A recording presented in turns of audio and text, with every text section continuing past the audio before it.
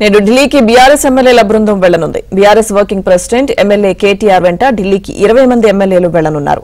BRS MLC Kavitha bail పిటిషన్పై రేపు సుప్రీంకోర్టులో విచారణ జరగనుంది. ఈ నేపథ్యంలో హస్తనకు కేటీఆర్ బృందం వెళ్లనున్నట్లు సమాచారం.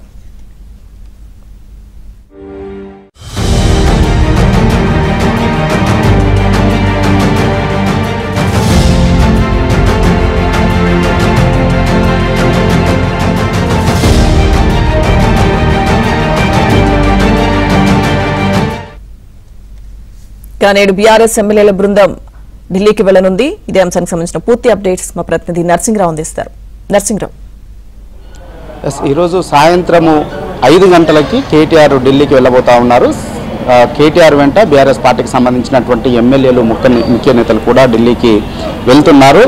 సో రేపు సుప్రీంకోర్టులో కవిత బెయిల్ పిటిషన్ పైన విచారణ ఉన్నటువంటి నేపథ్యంలో కేటీఆర్ బీఆర్ఎస్ పార్టీ నేతల బృందము ఢిల్లీకి వెళ్తూ ఉంది. ఆ కేసు వాదనలు ఉన్నటువంటి నేపథ్యంలో దాన్ని పర్యవేక్షించడం కోసము, న్యాయవాదులతో మాట్లాడడం కోసము రేపు వెళ్తూ ఉన్నారు.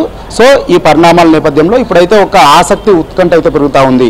గత ఐదు నెలలకు పైగా కవిత ఢిల్లీ లిక్కర్ కేసులో అరెస్ట్ అయి జైల్లో ఉన్నటువంటి నేపథ్యంలో రేపు సుప్రీంకోర్టులో కవితకి బెయిల్ లభిస్తుందా, కవిత బయటకు వస్తుందా, సుప్రీంకోర్టు కవిత వాదనలకి ఏకీభవిస్తుందా, లేదంటే ఈడీ సిబిఐ వాదనలతో ఏకీభవిస్తుందా, బెయిల్ వస్తుందా, బెయిల్ రాదా, కవిత బయటకు వస్తుందా, బయటికి రాదా అనేటువంటి దానిపైన ఒక ఉత్కంఠ అయితే కొనసాగుతూ ఉంది. విస్తృతమైనటువంటి చర్చ అయితే పొలిటికల్ సర్కిల్స్లో జరుగుతూ ఉంది.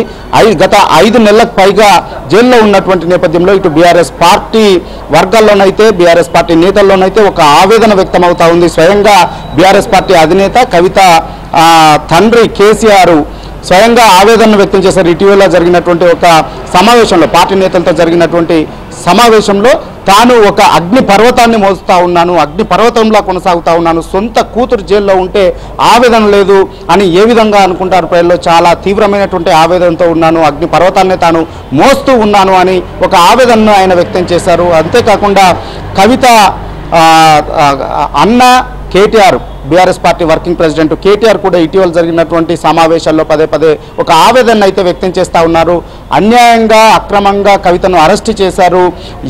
ఈడీ సిబిఐలు అన్నీ కూడా కేంద్ర ప్రభుత్వానికి ఒక కీలుబొమ్మలుగా మారి ప్రతిపక్ష నేతల్ని టార్గెట్ చేస్తూ అరెస్టు చేస్తూ ఉన్నాయనేటువంటి ఆరోపణలు పదే గుప్పిస్తూ ఉన్నారు. అక్రమంగా కవితను అరెస్ట్ చేసి జైల్లో పెట్టారు. 5.5 నెలలుగా కవిత జైల్లో ఉంటే ఒక అన్నగా తనకు ఎంత ఆవేదన ఉంటుందో తెలియదా అంటూ ఇటీవల జరుగుతున్నటువంటి సమావేశాల్లో పదే ఆయన కూడా ఒక ఆవేదన అయితే వ్యక్తం చేస్తూ ఉన్నారు.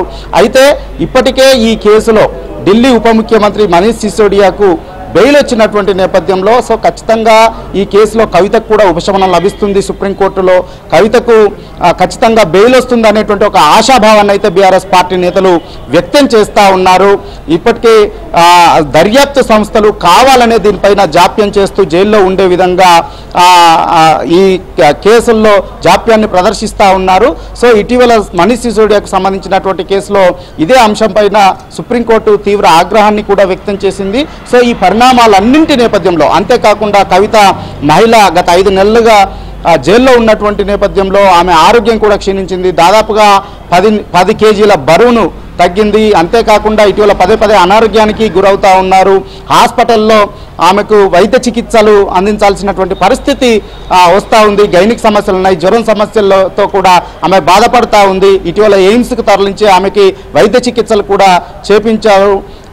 సో ఈ పరిణామాలన్నింటి నేపథ్యంలో సో ఖచ్చితంగా కవితకి బెయిల్ వస్తుంది, సుప్రీంకోర్టులో రేపు ఉపశమనం లభిస్తుంది అనేటువంటి ఒక ఆశాభావంతోనైతే బీఆర్ఎస్ పార్టీకి సంబంధించినటువంటి నాయకులు ఉన్నారు.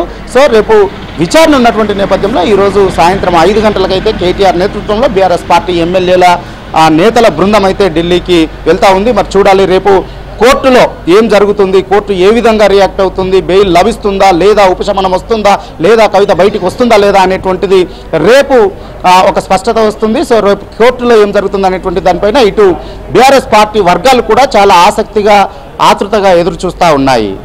Right, thank you Narsing Rao.